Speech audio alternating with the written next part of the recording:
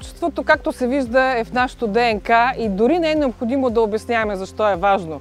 Хората с техните акции през изминалите вече 8 години наистина показват съпричастност, откриват невероятни места и хора и общности, които да подкрепят, за които никой досега не е чувал.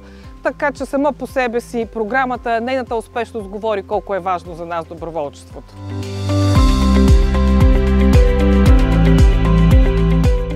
Намираме се в парк Двореца Кричим. Днес провеждаме доброволческа акция тук, заедно с колегите.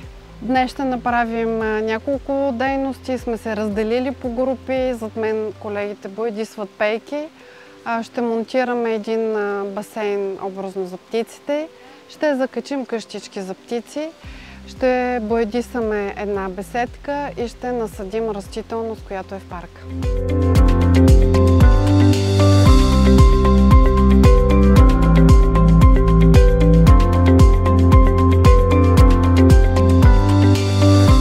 Необходимо да мотивираме колегите. Всяка година, когато имаме вътрешна акция, има хиляди желаещи добряци, които се включват, носят радост и усмивки в най-различни социални кръгове.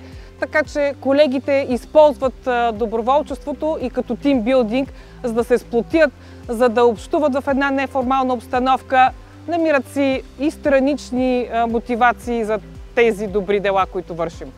Важно е да има доброволчески акции, защото територията ни е доста голяма и трудно се поддържа и затова винаги доброволците са добре дошли. Усещането да правиш добро е удовлетвореност, щастие, усмивка.